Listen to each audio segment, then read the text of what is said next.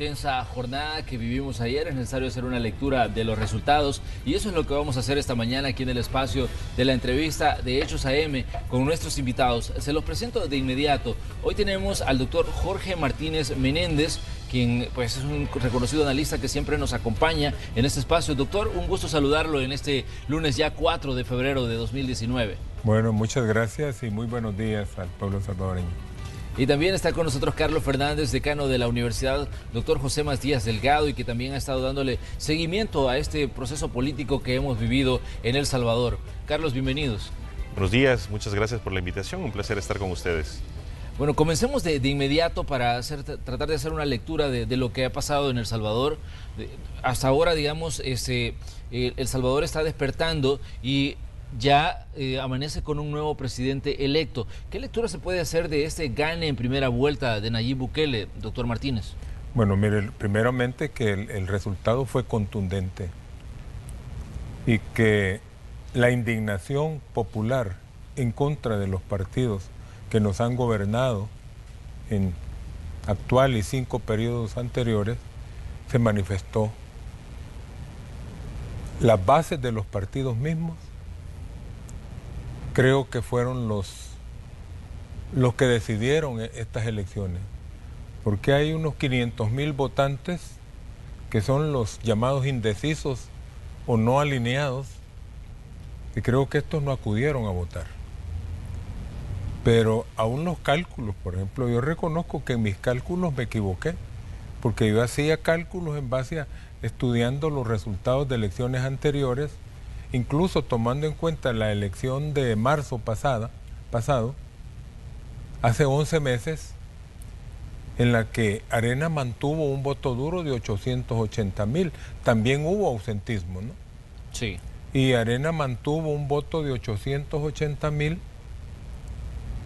y el Frente tuvo mucho más votos que los que obtuvo en esta elección. Entonces, cuando hablaba el partido de remontada, el FMLN, y hacían una concentración multitudinaria como cierre de campaña, uno podía creer que estaban hablando sobre bases sólidas acerca de esa remontada. Pero posiblemente gente que estuvo congregada en ese cierre de campaña también votó por el candidato de Gana. En el caso de Arena, 880,000 votos obtiene Arena solito el partido, hace 11 meses. Pero ahora creo que como coalición andarán por los 700,000, ¿no? Pero ahí están los votos de Arena, ahí están los votos del PCN, los votos del PDC, los de Democracia Salvadoreña, que entre ellos pues se calculaba que unos 280,000 votos podrían sumarle a los votos de Arena. Pero con este resultado se ve que la debacle de Arena fue precisamente que sus mismas bases lo abandonaron, así como fue la debacle del FMLN, y se ve que el liderazgo de los partidos ha estado gobernando desde cúpulas y sin contacto con sus mismas bases, porque aquí lo comentábamos el año anterior, después de las elecciones del 4 de marzo. Del 4 de marzo, sí. Y yo antes de la elección hablaba con un alto funcionario público y dirigente del partido FMLN y me decía, nos va a ir bien en estas elecciones. Y uno de los fuertes de nuestro gobierno es que tenemos un enorme contacto con el pueblo, pero se ve y quedó evidenciado en la elección del 4 de marzo que no tenían ni siquiera contacto con sus bases, porque las bases no acudieron a votar, se ausentaron. Todavía Arena hace 11 meses no tenía la situación en la que está hoy. Quizás lo de las primarias, las elecciones internas, lo debilitaron más, pero lo que es evidente es que las mismas bases de ambos partidos estuvieron de acuerdo en que había que darles un voto de censura precisamente por corrupción. Carlos, su lectura de este gane en primera vuelta de un candidato, digamos, que fue hasta cierto punto atípico en el desarrollo de su campaña, que fue atípico en sus planteamientos, que estuvo, digamos, en medio de la controversia durante buen tiempo, digamos, del desarrollo, del proceso de pedir el voto. Creo que la palabra para describir la situación es atípica. En efecto, los partidos tradicionales hicieron una mala lectura a partir de congregaciones masivas de trabajo territorial y hemos observado en esta elección presidencial que el desarrollo de la campaña política se hizo en entornos virtuales, en las redes sociales.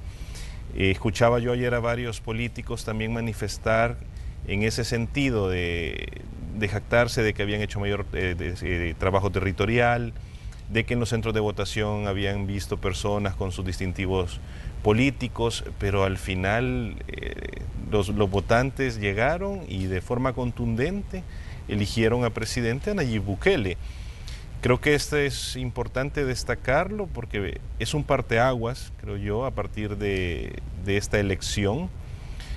Todos los análisis, en efecto, basándonos en los votos duros, también han dejado ya de ser válidos. El voto duro creo que ahora está fuertemente cuestionado y eso me alegra porque, en efecto, el votante ha dejado de seguir ciegamente a los partidos y ahora lo que tenemos que buscar es las candidaturas. Creo que también es importante resaltar el trabajo del Tribunal Supremo Electoral. Mantuvo informada a la población, dio los resultados rápido, a tiempo. Felicitar a todos las fórmulas presidenciales porque tampoco se adelantaron cantando victoria o reclamando fraude. Creo que hubo mucha mesura de parte de ellos, eso es destacable. Y también es destacable el rol de los medios de comunicación. Aquí me permito felicitar a Canal 12 y a todas las televisoras porque hemos observado que se han convertido en un pilar fundamental para garantizar transparencia en estos procesos. Así que creo que esos son los elementos más importantes. Destacar también la baja participación. Se esperaba que por la naturaleza de esta elección hubiese más participación, pero aún así se remontó un poco. Estábamos preocupados que había un 30-35% de participación, se subió unos 10 puntos. Así que esos son los elementos a destacar y el nuevo escenario donde las campañas electorales ahora se están desarrollando. Durante buen tiempo de la campaña se habló del denominado voto de castigo y mucha gente decía, hay un hartazgo de parte del ciudadano con la forma de hacer política, porque en algunas estructuras partidarias se sigue pensando que lo que funcionó hace 20, 25 años todavía puede funcionar. Digamos, ¿se ha materializado, Carlos, ese voto de castigo, en este caso, a los políticos tradicionales? Hay un voto de castigo, en efecto, a los políticos tradicionales, pero también el ausentismo nos demuestra un hartazgo con el sistema en general. Eso creo que es importante destacarlo. Ahora viene la etapa en la cual esperemos que los partidos políticos que han perdido la contienda sepan leer el resultado. Lamento que este resultado adverso que se obtuvo hace un año en los partidos políticos no haya sido capitalizado para esto, aun cuando manifestaban que se reunirían las cúpulas para analizar los resultados, vemos que no hubo mayor cambio en las estrategias y el electorado sigue enviando mensajes. Esperemos que alguna vez los escuchen. Doctor, ¿hay o no un voto de castigo para el FMLN y en este caso para Arena? Bueno, yo creo que en esta elección, como en la elección del año pasado, el movimiento de los indignados es el que se ha expresado, ¿no? Y creo que tiene un elemento muy positivo porque constitucionalmente la soberanía radica en el pueblo. El pueblo es el soberano y el pueblo es el que manda. Y los funcionarios que se eligen son mandatarios, o sea, los que hacen el mandado, lo que el pueblo manda. Pero no había sido así en el campo de la realidad nuestra. Y la democracia ha estado secuestrada por la partidocracia. Y bueno, yo lo he mencionado en entrevistas aquí en este canal, que los partidos han ignorado tanto al pueblo hasta caer al cinismo. Hay cosas que al pueblo ya ya le colman su paciencia y le indignan como que se esté llevando vida de reyes de los gobernantes, con carros del año, con... Bueno, si en la Asamblea Legislativa, pues tantas cosas. El mismo actual presidente de la Asamblea ha querido resolver cuestiones de corrupción internas en la Asamblea y su mismo partido no le ha apoyado. Y esto fue después de las elecciones de marzo. El pueblo se da cuenta de eso. Y la Asamblea tiene más de 3.000 empleados. Y resulta que los edificios de la Asamblea no tienen cabida para tanta gente. O sea, de que hay gente que cobra y no trabaja. Pues simplemente ahora ni a cobrar se presentan porque le remesan el sueldo a una cuenta corriente. Y como el país es un país pequeño y nos damos cuenta, la gente no necesita que le vengan a contar, sino que saben que en el vecindario vivía un diputado o un funcionario público.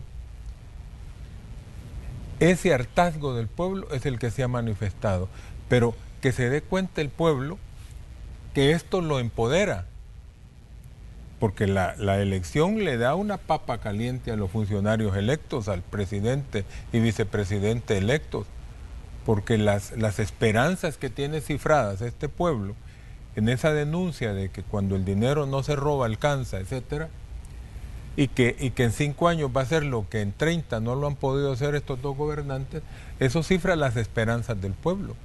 Porque, digamos, como propuestas concretas no hubo, sino que lo que hubo señalamientos en contra de la corrupción por parte del partido ganador. Esto hace que el pueblo tenga pretensiones bien altas de lo que puede hacer este gobernante. Y es peligroso también que se desencante rápido el pueblo si no ve respuestas tangibles de esta situación. Así que habrá que orar por este pueblo y por los gobernantes electos para que haya paz en nuestro país y para que superemos esa corrupción, porque el problema nuestro no es un problema ideológico.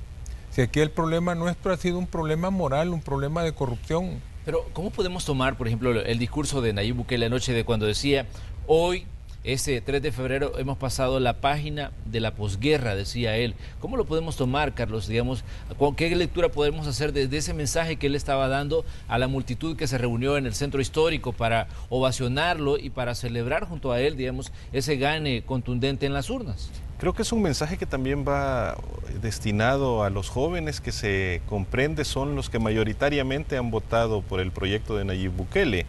Son personas de 30 años que el tiempo de la guerra lo han leído en los libros de historia. Entonces, sí me parece que fue un mensaje poderoso, lo seleccionó muy bien. Y esa sensación de pasar página, de que ya hubo un periodo histórico que cumplió bien o mal su papel en El Salvador y ahora inicia un nuevo periodo. Evidentemente eso genera esperanza en un cambio concreto. Estará en manos del nuevo gobierno que ese cambio se lleve a cabo, porque ya hemos tenido también experiencias en el pasado sobre el cambio, que al final no se obtuvo los resultados esperados y resultado de eso han sido sendos casos de corrupción en los gobiernos recientes, ¿no?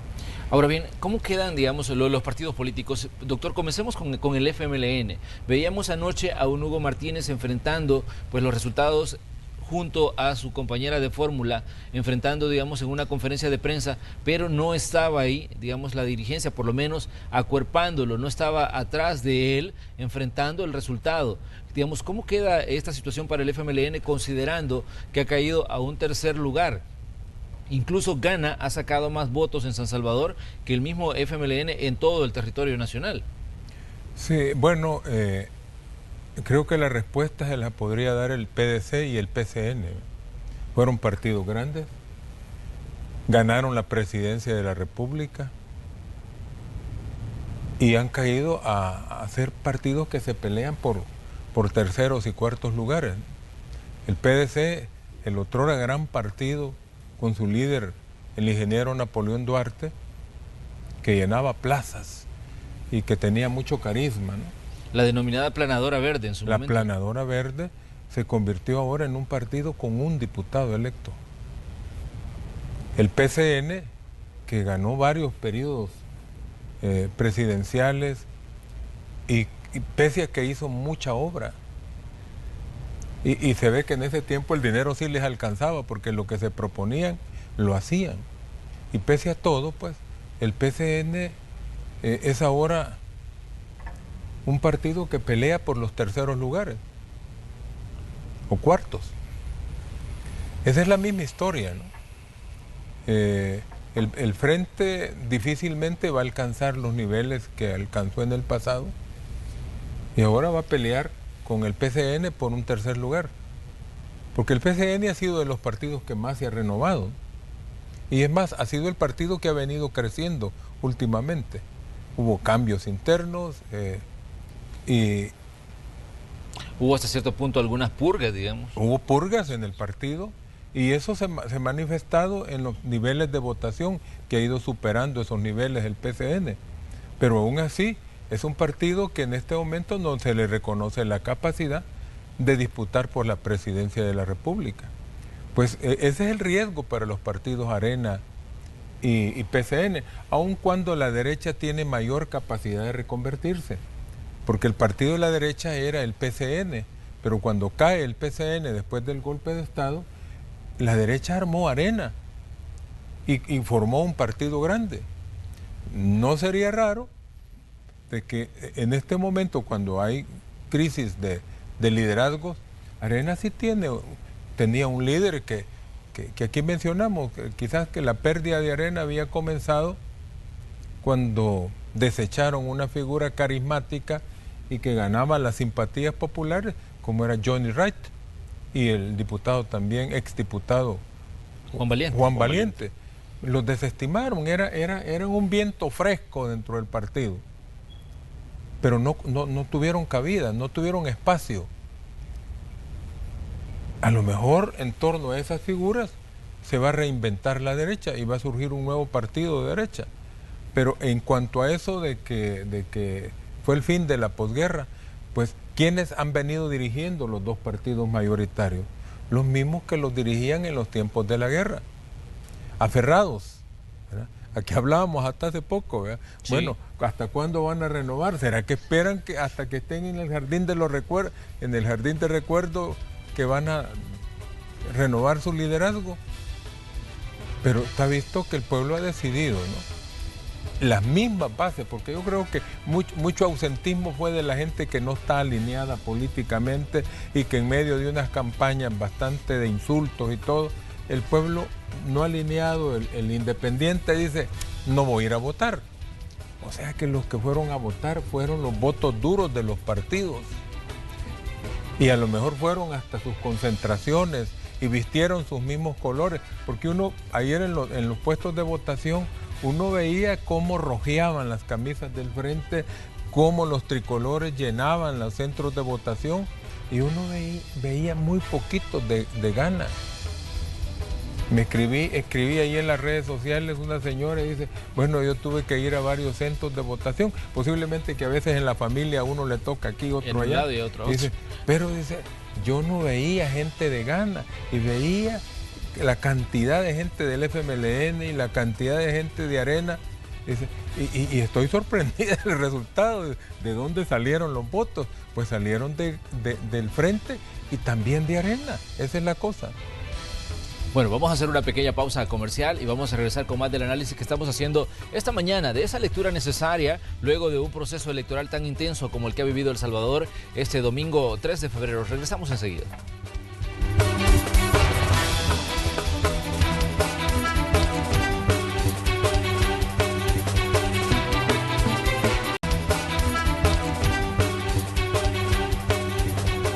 Esta mañana en el espacio de la entrevista de Hechos AM estamos conversando sobre la jornada electoral que vivió El Salvador este 3 de febrero, jornada electoral que nos deja con Nayib Bukele, candidato por el partido Gana como presidente electo de El Salvador. Ya teníamos imágenes de las celebraciones que tuvieron lugar en el centro histórico y entra también esa etapa de reflexión de qué va a pasar con los partidos que se quedaron en el camino. Hablábamos del FMLN, cómo interpretábamos la situación de ver a un Hugo Martínez y a una Karina Sosa enfrentando una conferencia de prensa y dando a conocer su punto de vista de los resultados. Esta mañana tenemos aquí con nosotros a Carlos Fernández, decano de la Universidad Dr. José Matías Delgado, y también al doctor Jorge Martínez, con quien estamos haciendo pues el análisis respectivo de este proceso electoral. Carlos, ¿qué piensa usted de lo que pasó, digamos, con el FMLN? Ellos, luego del 4 de marzo de 2018, decían, hemos entrado en un proceso de reflexión, entramos a buscar esa etapa en la que el partido se desconectó del ciudadano y por eso tuvimos pues la pérdida del capital político que al final llevó al FMLN a pasar de 31 a 23 diputados. Ahora se hablaba de una remontada, pero las cifras lastimosamente no mostraron esa remontada y vemos a un FMLN relegado a un tercer lugar con una escasa votación comparado con el resto de los partidos en contienda, superando solo a Vamos, que era el partido más joven y que por ende se sabía que su votación iba a ser mínima, considerando, digamos, la lectura que se podía hacer de las encuestas. Pero ¿cómo, digamos, interpretamos al ver a Hugo Martínez diciendo es necesario de que haya cambios? Decía, en algún momento tenemos que reflexionar sobre lo que puede pasar en el partido, pero eso, decía, lo vamos a dejar para más adelante. Pero la gran ausente en esta conferencia era pues la dirigencia del partido. Es que ese proceso de reflexión al que ellos dijeron someterse a partir de las elecciones de marzo del año pasado, en realidad no mostró los cambios que las mismas bases del partido exigían. Creo que la derrota de ayer, que ha sido muy dolorosa, ha sido al partido.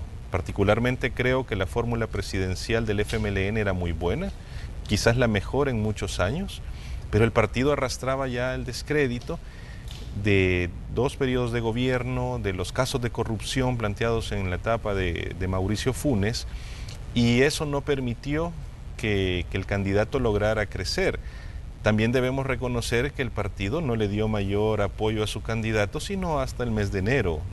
Durante todo el periodo anterior, el FMLN ya había dado por sentado que iba a haber una derrota. Esa remontada al final sirvió para crecer 2-3 puntos porcentuales.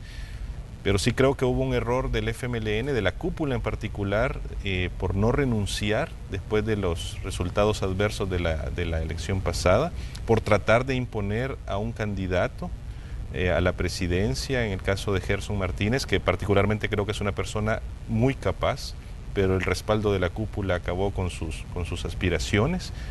Y por eso surgen esos nuevos liderazgos, pero tampoco han sido liderazgos que han logrado renovar el partido. Y lo mismo aplica para Arena, porque así como la cúpula no acuerpó a sus candidatos al momento de reconocer la victoria de Bukele, lo mismo observé en el caso de Arena. Su fórmula presidencial, que también es muy buena, la que estaba manifestando sola la aceptación de esa derrota, ¿no? Doctor, ¿cómo interpretamos la situación de estos partidos políticos? Ya decíamos lo que ha pasado con el FMLN relegado pues a un tercer lugar. ¿Qué podría pasar, digamos, en Arena, considerando de que esta sería su tercera derrota continua en la búsqueda del Poder Ejecutivo? Cayó, digamos, ante Mauricio Funes con la candidatura de Rodrigo Ávila. Cayó con la candidatura de Norman Quijano ante el profesor Salvador Sánchez Serén y ahora cae pues con la candidatura de Carlos Calleja ante Nayib Bukele. Bueno, yo lo que creo es que la derecha, y como lo mencionaba antes, tiene una gran capacidad de reinventarse. No sé si van a abandonar la bandera de Arena y lo van a dejar que sea un partido que dispute los segundos y terceros lugares y van a fundar otro nuevo partido. Así lo han hecho en el pasado. Si aquí ha habido partidos de derecha, cuando yo era muy joven, me acuerdo que hubo un partido de derecha ya desaparecido que invirtió muchos recursos en una campaña y se hizo famoso el caso de Soyapango, que llevaban, era una elección de alcaldes y diputados, y en Soyapango llevaban su planilla municipal Y resulta que los votos que obtuvieron en el municipio de Soyapango eran menores que el número de personas que integraban la planilla municipal. O sea que ni siquiera los candidatos votaron por sí mismos. Algo así ocurrió en esta ocasión. ¿Cuántos de los congregados en ese cierre de campaña multitudinario del FMLN fueron a votar por Nayib Bukele?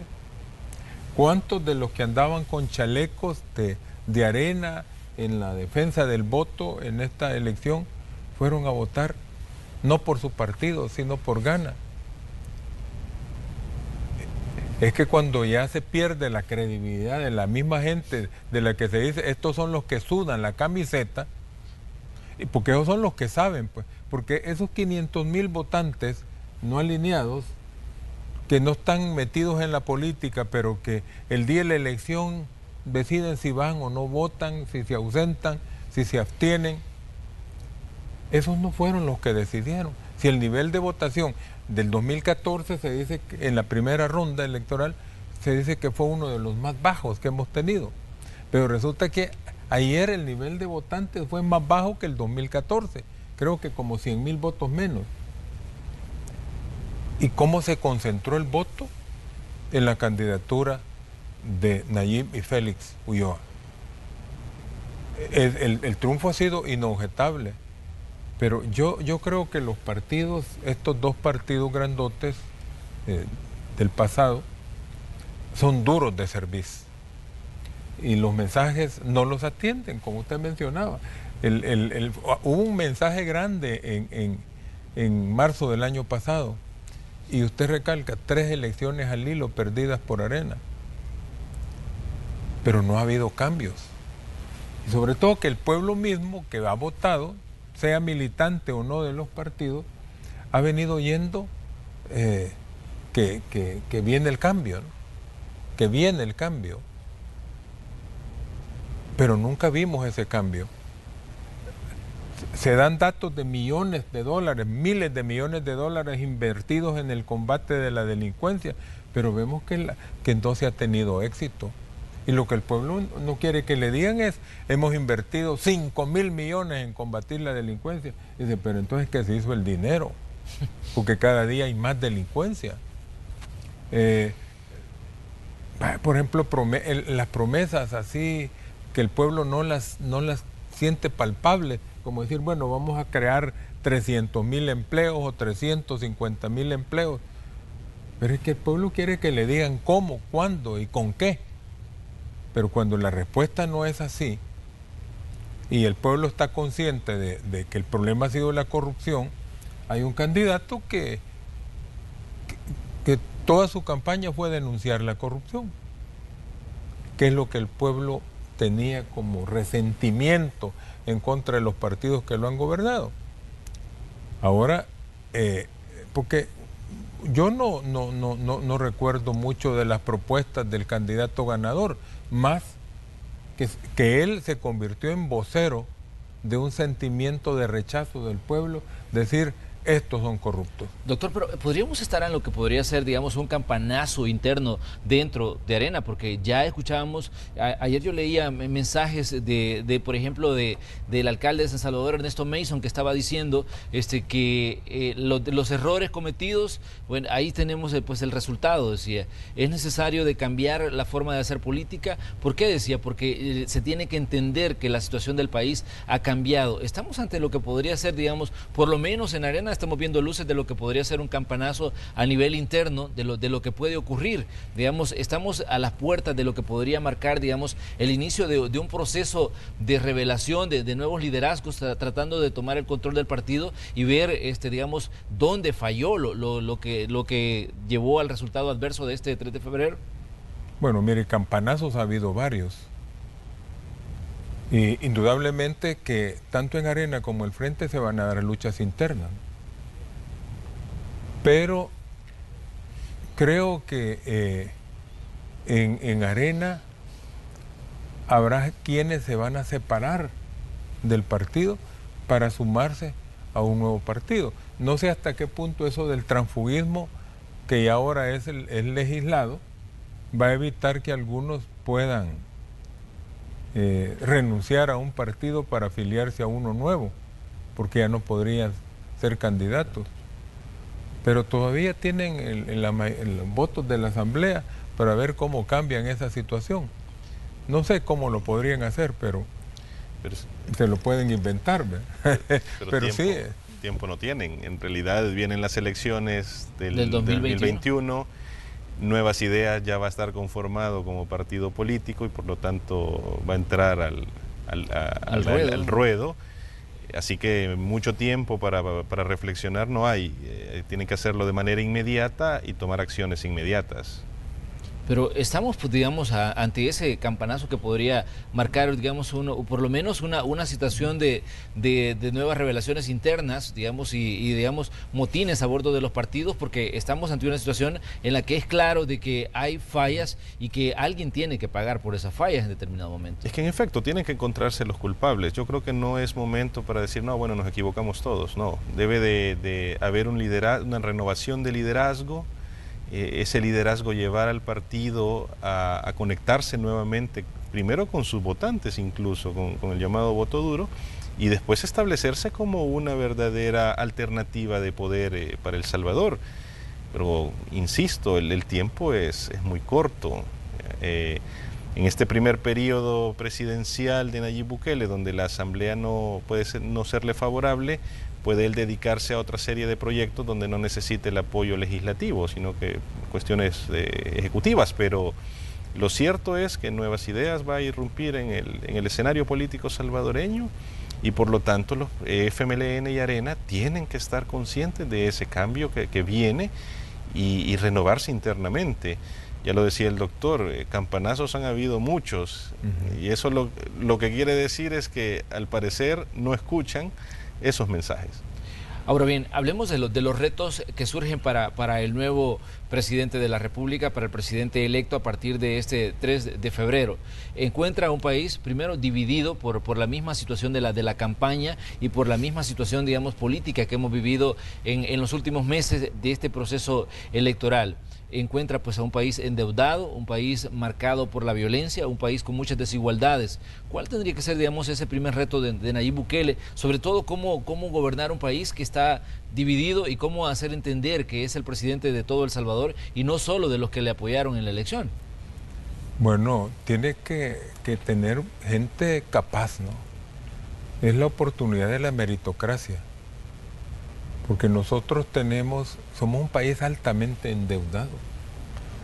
Yo me acuerdo que cuando se estaba llegando al 50% de la deuda externa en relación al Producto Interno Bruto, se decía que ya estábamos en los niveles de riesgo, que si pasábamos del 50 podíamos en cualquier momento quebrar como país, caer en el default, que significa no tener la capacidad de pagar las deudas.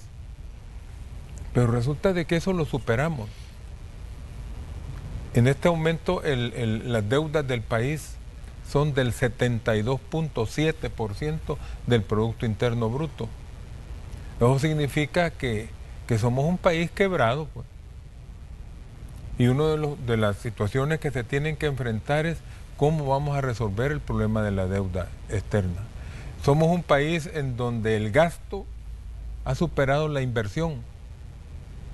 El gasto son en cuestiones de lujo. Nuestros gobernantes, el diputado que andaba en bus para ganarse el voto de la gente, una vez que ya es diputado, tiene carro del año, motorista, hasta 40 asesores. Entonces, eso es injusto, pues, tener un gobierno con gobernantes que parecen ser lo de un país rico, petrolero, en un país pobre como el nuestro. Eso no tiene lógica. Y hay que descender de esos niveles. Y el pueblo lo rechaza. Y esto es lo que ha rechazado. Y a los partidos les ha caído el mensaje. Señores, los partidos no son la dirigencia. Los partidos son su militancia. Y estas militancias son las que han hablado. Claro, si en el pasado uno escuchaba aún en términos eclesiásticos, ¿verdad?, que se decía, por ejemplo, que la religión dice, mientras haya un papa y un sacerdote que lo reconozca como tal, ya hay iglesia. En el ejército, se creía que el ejército era la oficialidad, no la tropa. Pero también aquí se cree que las cúpulas partidarias son los partidos. No, son la militancia. Pero por encima de la militancia está el pueblo que también se ha expresado en las urnas. No sabemos qué suerte vamos a tener con este nuevo gobierno, pero sí sería triste de que esta oportunidad fuera fallida también, porque no sé el desconsuelo a qué puede llevar un pueblo desesperado. Porque hoy estamos con que siempre hemos sido un pueblo de emigrantes por cuestiones de falta de oportunidades aquí. Pero últimamente estamos viendo que las emigraciones son masivas. La delincuencia incrementa, los niveles de pobreza son mayores, el nivel de endeudamiento del Estado, porque a veces la pobreza del país se encubre con regalitos, ¿verdad? Con asistencialismo.